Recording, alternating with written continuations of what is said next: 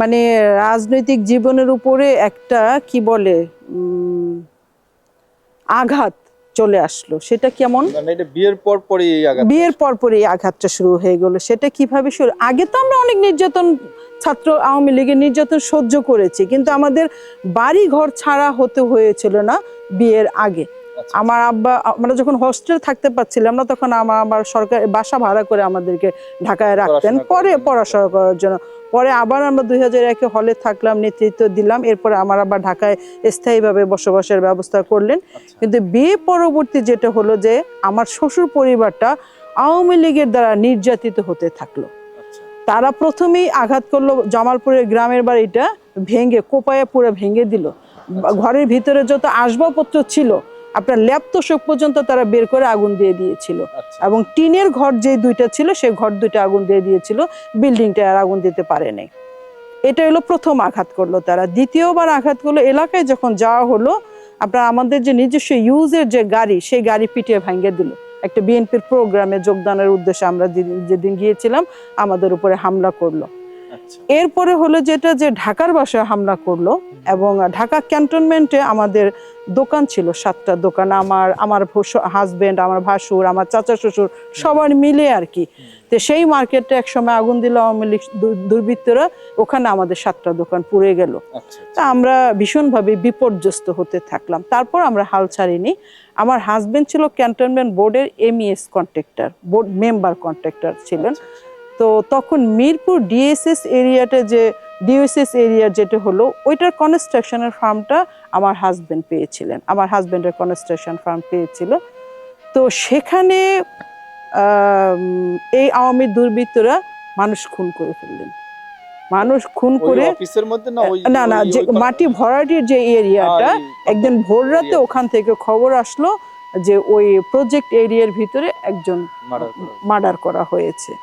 এবং ওই প্রজেক্ট এরিয়াটা যেহেতু আমার হাজবেন্ডের কনস্ট্রাকশন ফার্মের এরিয়ার ভিতরে ছিল, দায়ভারটা তার উপরে চলে আসলো। এবং এই খুনটা আওয়ামী দুর্বৃত্তরাই করিয়েছে। এবং ওই মির্জা আজমদের লোকজনে কোনো না কোনো ভাবে মাটি কাটার লোকের পরিকল্পিতভাবে, আই থিঙ্ক এটাই, মাটি কাটার লোকের মধ্যে তাদের গুন্ডা বাহিনীদেরকে ঢুকিয়ে দিয়ে হত্যা করেছিল, যে দায়ভারটা চলে আসলো হাফিজুল্লাহ বিজয়ের উপর, আমার হাজবেন্ডের উপর। এবং যে কারণে প্রাণে, তখন যেটা হতো, আমরা যেটা খবর পেলাম যে এনকাউন্টারে, গ্রেফতার করে এনকাউন্টারে নিয়ে মেরে ফেলবে, এরকম একটা পরিকল্পনা তারা করে ফেলেছে।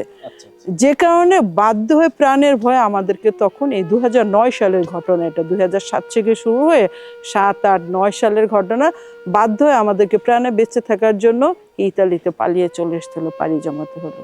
যে জন্য তখন এনকাউন্টারের প্রচলন বলা যায়, অ্যারেস্ট করে মতকে দমানোর জন্য এটা একটা তারা। হ্যাঁ, তো যখনই আমরা গোপন সূত্রে এই খবরটা পেলাম যে অ্যারেস্ট করে এনকাউন্টারে দেওয়ার জন্য এই পরিবেশ তৈরি করা, তখন আমরা প্রাণে বেঁচে থাকার জন্য চলে আসলাম এই প্রবাসে।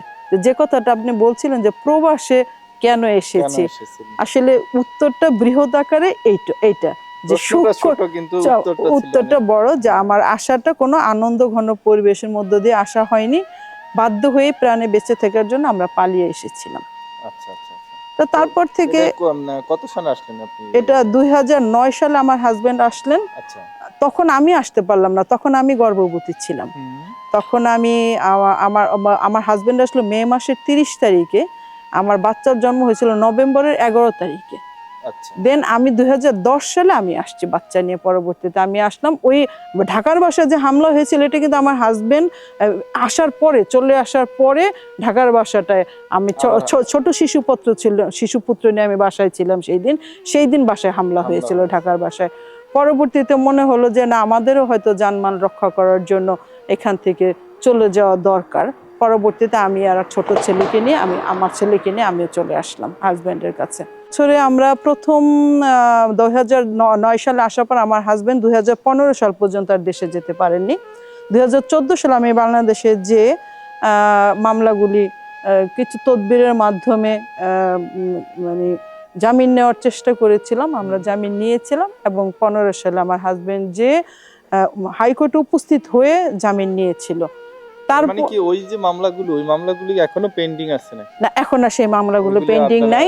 তারপরে গত 7-8 বছরে সেই মামলাগুলো ধীরে ধীরে প্রত্যাহার করা হয়েছে। আসলে ওগুলো তো সব মিথ্যে মামলা মিথ্যে ছিল, মামলা ছিল। কোনো প্রমাণ তারা দাঁড় করাতে পারে নাই। হয়রানি করার জন্য এই মামলাগুলো আমাদের নামে দিয়ে রাখতো, আমার শ্বশুরের নামে, আমার ভাসুরের নামে, আমার হাজবেন্ডের নামে।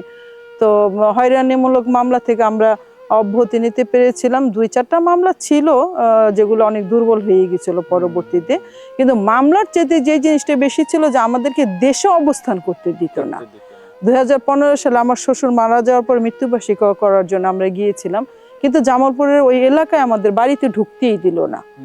একটা কন্ট্রাক্টের মতো আওয়ামী লীগের সাথে কন্ট্রাক্টের মতো করে বাড়ির বাইরের যে খোলা জায়গা সেখানে আমরা তাম্বুরাটা নিয়ে আপনার এই মৃত্যুবার্ষিকীর যে আনুষ্ঠানিকতাটা সেটা আমরা পালন করে ঢাকায় চলে আসলাম, এবং পরবর্তীতে আমরা আবার বিদেশে চলে আসতে বাধ্য হলাম। এরপরে আমি 2018 সালে আমি এই বিএনপির পক্ষ থেকে নির্বাচন করার জন্য গিয়েছিলাম দেশে 2018 সালে।